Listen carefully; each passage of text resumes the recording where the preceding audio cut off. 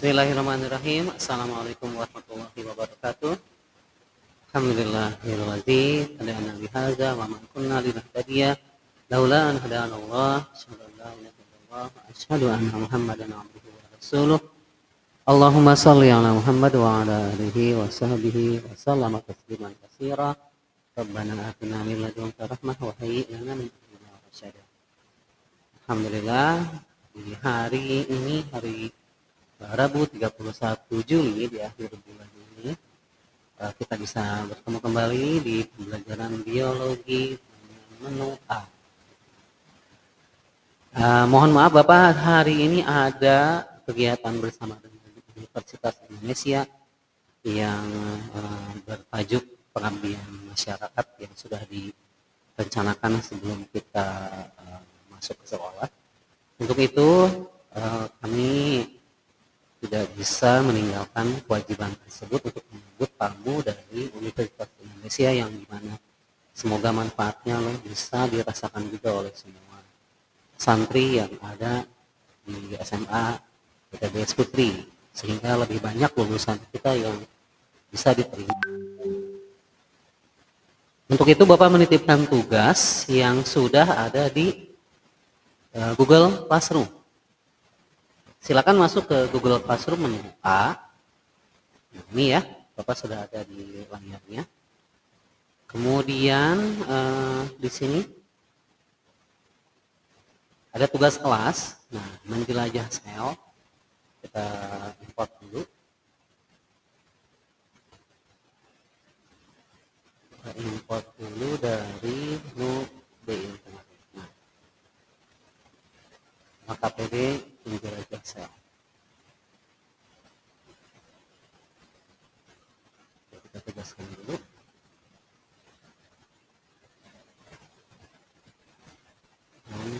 Memberikan nama organel. Oke, jadi ada dua tugas. Satu, menyelesaikan LKPD yang di atas ya, menjelajah sel, dan yang kedua berikan nama-nama bagian organel sel. Tapi sebelum itu mari kita bahas terlebih dahulu secara singkat apa itu sel. Baik, mari kita masuk ke LKPD-nya dan siapkan juga bukunya yang sudah kita bagikan sebelumnya. Nah, di sini ada warna biru, edit template dan use template for new design. Kalian gunakan yang ini ya, use template for new design. Klik yang use template for new design. Jadi kita membuat file baru untuk bekerja, bukan mengedit template yang sudah ada ya, bukan mengedit punya Bapak. Nah, di sini silakan ganti dulu namanya, misalnya menjadi ya, menjadi nama kalian dan what is sell.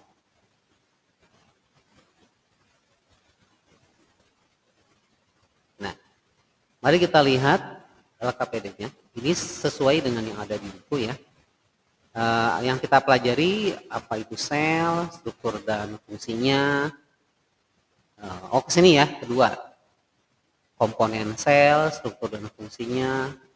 Apa saja sintesis protein. Sintesis itu artinya membuat protein. Energi supply, penyimpanan energi. Cellular digestion, pencernaan sel. Support and movement, mendukung dan untuk pergerakan, dan storage and transportation, penyimpanan dan transportasi ya. Jadi ini fungsi-fungsi sel secara keseluruhan. Kalau kita bayangkan sel itu seperti sebuah kota yang sangat rumit ya, di mana masing-masing terorganisasi secara rapih, ada pusat kotaknya, jadi ada pusat command centernya ya, kemudian ada keamanannya, ada pabrik pengolahan limbahnya gitu. Memang kalau diibaratkan sel ini seperti kota yang sudah terorganisir secara baik ya. Mari kita lihat dulu sel. Apa itu sel? Sel adalah basic and fundamental unit of life, jadi struktural yang paling dasar, unit struktural yang masih fungsional dalam unit kehidupan. It possess a highly organized structure. Nah, mempunyai beberapa struktur yang terorganisasi. Jadi satu sama lain saling berhubungan dan membawa fungsi-fungsi yang sangat penting. Nah, di sini ada animal cell sama ada plant cell, ya, ada sel tumbuhan dan sel hewan. Kedua-duanya berbeda. Kenapa halaman ini kosong? Karena halaman ini akan diisi dengan model 3D dari sel. Nah, ini tugas kalian yang pertama. Ya. Ini adalah tugas kalian yang pertama, yaitu mengisi presentasi kosong ini dengan model 3D yang sudah kami sediakan. Caranya bagaimana? Oke, perhatikan baik-baik. Boleh nanti saling membantu apabila ada kesulitan. Nah, yang pertama, klik yang ini ya, yang Explore 3D Model. Nah, Explore 3D Model, nanti keluar halaman Sketchpad seperti ini. Lalu ketikkan Animal Cell. Wow, banyak ya. Tuh, tipe-tipe sel hewan. Sangat berbeda loh dengan sel tumbuhan ya. Kita pilih misalnya yang ini. Atau bagian yang mana saja yang bisa kalian dapatkan yang menarik dan mudah untuk dipelajari. Kalian bisa memilih model selain ini tentunya ya, yang sesuai tentunya dengan sel hewan. Bagaimana cara kita memasukkannya ke Canva? Nah, klik yang embed. Klik embed. Kemudian, nah di sini ada copy to clipboard. Kita copy dulu kode yang ini tuh ke Canva. Kita klik copy to clipboard. Kalau sudah di copy warna oranye, lalu klik di Canva-nya. Nah, di sini pastekan kodenya. Nah, seperti ini. Oh, rumit ya. Nah, Bapak kasih tahu kuncinya. Bagaimana supaya model 3D itu masuk ke Canva? Caranya, kalian cari kata-kata yang dimulai dengan S, R, C. Coba kita cari S, R, C di sini. Nah, ini ketemu nih. Ya, S, R, C. Kita kasih warna merah. Tuh. Nggak bisa. Nah, SRC ini itu warna merah ya. Jadi kuncinya untuk mengambil kodenya itu adalah kata-kata SRC ini. Nah, lalu kita masukkan kode yang ada di dalam tanda kutip. Jangan diikutsertakan tanda kutipnya. Setelah SRC kan ada sama dengan. Nah, kode yang kita ambil itu adalah yang ada di dalam tanda kutip ini. Tidak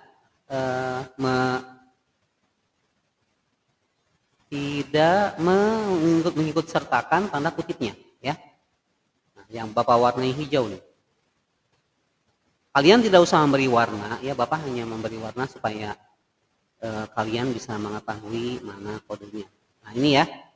Kita ambil kodenya, lalu klik kanan, lalu copy. Sudah. Nah, setelah di copy, kalian masuk ke cari menu di sebelah kiri, klik apps. Nah, yang ada apps-nya di sini. Lalu ketikkan di sini MB. Kita jadi mencari menu MB. Kemudian klik embed-nya. Nah, pastekan kodenya yang tadi di sana. Klik paste, lalu add to design. Nah, di sini ada kesalahan. Kami tidak bisa mengembed. Kenapa? Karena di sini ada tanda kutip 2 dan tidak boleh ada tanda kutipnya. Cek lagi, coba ada tanda kutip enggak? Oke, enggak ada. Coba klik add to design. Dan voila. Berhasil. Berhasil ya, ini kodenya. Jadi kita hapus kodenya. Kemudian kita tempatkan model 3D-nya satu halaman penuh dari presentasi Canva yang sudah kita buat. Coba kita presentasikan ya, apakah berjalan model 3D-nya di Canva? Wow, berjalan ya. Jadi kita bisa mengidentifikasi sel itu bagian-bagiannya apa saja dengan interaktif dan menggunakan model 3D seperti ini. Ya. Nah, ini tugas kalian yang pertama ya. Berikutnya di sini ada plan sel. Nah, ini plan sel berarti sel tumbuhan ya. Ini juga sama langkahnya seperti tadi. Ulangi lagi videonya apabila kalian kesulitan untuk mengerjakannya ya. Jadi ini juga sama, cari model 3D plan sel, sel tumbuhan.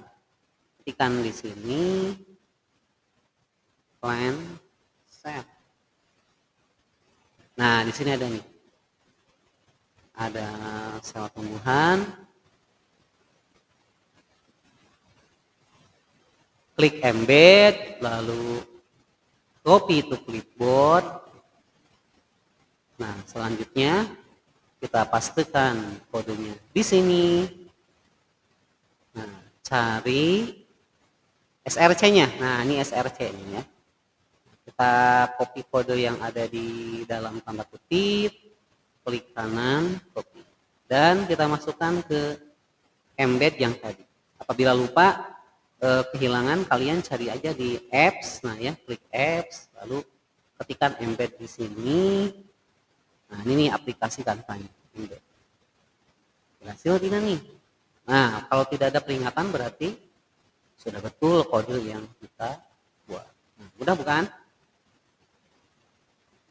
Silakan ini gitu. Nah, seperti itu ya. Gunakan metode yang sama untuk mencari mode sel-sel berikut ini ya. Prokaryotik, kemudian eukaryotik, seperti itu. Baik, itu tugas kalian yang pertama dan kedua ya, untuk memasukkan model 3D ke dalam Canva-nya. Sekarang kita pelajari strukturnya.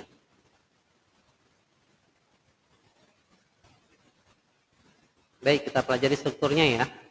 Nah, struktur sel secara sederhana itu terdiri dari bagian-bagian penting. Pertama, bahasanya bahasa apa nih? Huma. Kayaknya bukan bahasa Inggris ya. Oke, terjemahin deh. Ini adalah inti sel ya, atau nukleus. Nah, inti sel atau nukleus bahasa apa tuh? Kemudian ini dua mana dua? Nah, Golgi light, badan Golgi ya. Ini badan Golgi, kemudian ini yang seperti sosis ya, mitokondria. Ini yang 4 sentriol ya, sentriol, dan kelima untuk lisosom. Oke, satu persatu. Nah, di sini nukleus, inti sel. Inti sel berfungsi sebagai pusat command center, pusat pemerintahan dari sel. Kalau kita ibaratkan sel sebagai kota, karena dialah yang memberikan perintah-perintah kepada organel-organel lain untuk beraktivitas. Contoh, sel yang berfungsi untuk membuat protein. Dari mana sel ini mendapatkan perintah untuk membuat proteinnya? Ya dari inti sel. Jadi inilah yang menjadi pusat kegiatannya ya, otaknya sel, command center. Protein dibuat oleh ribosom ya, ribosom yang menempel di retikulum endoplasma. Nah, ini yang biru-biru ini tidak dikasih ini ya, tidak dikasih tanda. Ini adalah retikulum endoplasma. Nah, retikulum endoplasma itu ada yang kasar, ada yang halus. Nah, yang kasar itu ditempeli oleh ribosom. Nah, ribosom itulah yang berfungsi untuk membuat protein. Ada yang nggak dari ribosomnya nih, nggak kelihatan sih. Jadi nanti si inti sel ini akan memberikan perintah kepada ribosom yang ada di retikulum endoplasma untuk membuat protein. Begitu pula badan Golgi. Badan Golgi fungsinya sebagai pembuat vesikula. Vesikula itu pembungkus ya. Pembungkus zat-zat kimia yang dihasilkan oleh sel atau protein yang dihasilkan oleh sel.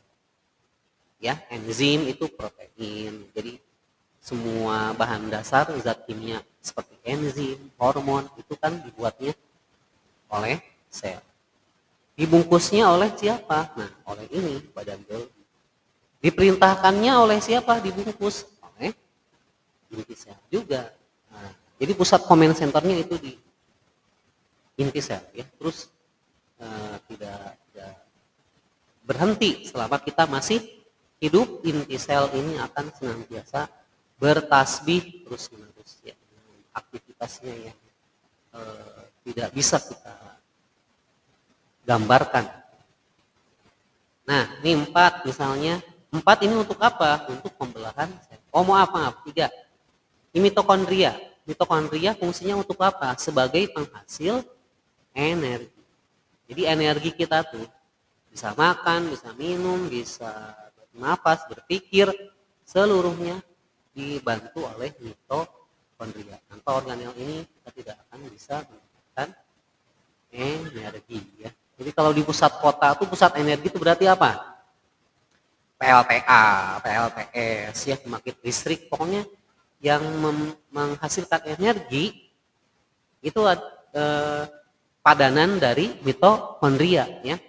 Jadi seperti sebuah kota memang sel ini. Nah, kemudian ini 5.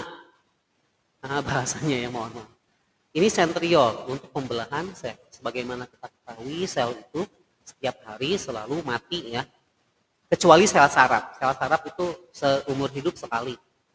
Jadi seluruh tubuh, sel dari seluruh tubuh itu setiap hari itu mati dan digantikan jadi oleh sel baru dengan proses pembelahan sel. Nah, ini yang berperan untuk pembelahan sel. Kalian pelajari di kelas 2 ya. Sentriol.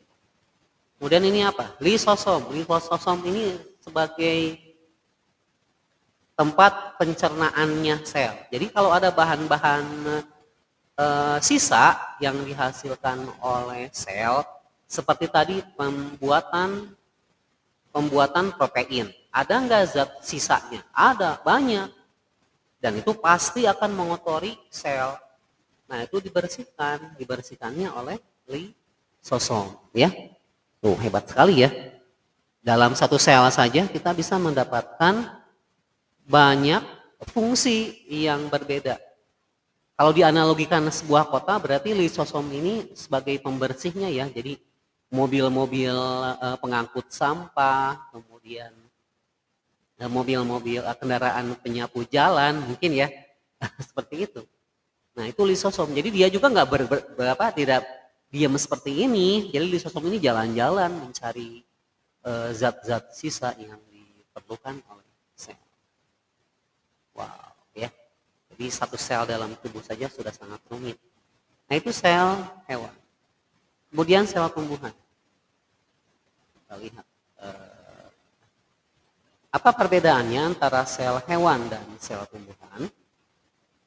Kalau sel tumbuhan memiliki organel-organel yang khusus untuk fotosintesis, ya. Karena manusia tidak bisa berfotosintesis, maka manusia atau hewan tidak memiliki organel-organel tersebut. Oke, nukleus ada nggak di hewan? Ada ya, pusat command centernya. Lalu ada, nah ini tadi terlewatkan oleh kita, nukleus atau disebut juga dengan anak inti ya. Dua-duanya berfungsi untuk command center ya, sebagai pusat pemerintahannya, pusat perintahnya. Nah, tadi ini nih tidak dinamai ya di bagian sel hewan tadi. Ini adalah rough endoplasmic reticulum. Retikulum endoplasma kasar. Kenapa disebut kasar? Karena memiliki bagian 4. Nah, ini ribosom. Tadi Bapak cerita tentang ribosom kan ya, protein. Pembuatan protein ribosom itu, nah ini nih, nempel di Retikulum endoplasma disebut dengan retikulum endoplasma kasar. Kalau tidak ditempeli oleh ribosom, maka disebut dengan retikulum endoplasma halus, ya. Nah, ini 4 ribosom untuk protein. Kemudian nomor 5, ya. Nah, boleh klik yang bawah nih kayaknya. Pasti bakal pindah. Kemudian nomor 5 ini vakuola. Vakuola ini penyimpanan makanan, ya. Jadi hasil dari fotosintesis itu disimpannya di sini. 6 ini Golgi, badan Golgi untuk membungkus hasil dari proses pembuatan protein, ya. Mau enzim, mau hormon dikumpulkannya di sini. Lalu 7 cell wall. 6 dulu, sorry. 6 udah. 7 cell wall, dinding sel. Nah, ini manusia nggak punya dinding sel, ya. Dinding sel ini sifatnya rigid, kaku. Jadi tumbuhan itu kan tidak bisa bergerak, ya, karena memiliki dinding sel. Kalau manusia nggak punya. Kalau manusia punya dinding sel gimana? Sama kayak tumbuhan, nggak akan bisa gerak. 8, nah ini kloroplas untuk fotosintesis. Daun, di batang ada nggak? Ada, ya, tapi tidak berfungsi seperti di daun. Kebanyakan kloroplas ada di daun. Ini adalah organel untuk fotosintesis. Lalu 9 mitokondria, kayak tadi, ya, yang kayak roti itu. Untuk energi, ya, menghasilkan energi sendiri. 10 sitoplasma. Sitoplasma itu cairan dalam sel. Jadi kalau kita nyelam ke sini, nah ini tuh, ada cairan di dalamnya. Nah, itu disebut dengan sitoplasma. Di hewan ada nggak sitoplasma? Ada, ya, sama. Jadi di sini yang perbedaan utamanya dari sel hewan dan sel tumbuhan adalah kloroplas. Tidak memiliki ini, ya, program organel ini, kloroplas. Vakuola juga kalau di tumbuhan besar, kalau di hewan kecil. Sebetulnya ada vakuola di hewan juga, tapi kecil. Baik, itu saja yang bisa Bapak sampaikan. Tolong dikerjakan tugasnya, ya. 1, 2, 3, 4. Jadi ada halaman-halaman kosong yang harus diisi dengan model 3 dimensi yang bisa kalian dapatkan di website Sketchpad. Kalau masih ada waktu, nah kalian bisa berlatih untuk memberi nama masing-masing organel sel berikut ini, ya. Nah, ini juga sama, use template for new design. Kemudian kalian tolong beri nama, ya, masing-masing bagian ini. A ini apa? A mitokondria, B apa nih, B? Nukleolus, awas, bukan nukleus, ya. Nukleolus atau anak inti, C-nya inti sel, D-nya retikulum endoplasma, dan seterusnya. Ya, ada 2 di sini, ada organel sel tumbuhan dan organel sel hewan. Semoga bermanfaat. Kita akan berjumpa lagi di pertemuan yang akan datang. Semoga kalian mendapatkan pengalaman baru dalam mempelajari materi ini. Akhirul kalam. Assalamualaikum warahmatullahi wabarakatuh. Subhanakallahumma bihamdika asyhadu an la ilaha illa anta astaghfiruka wa atubu ilaik.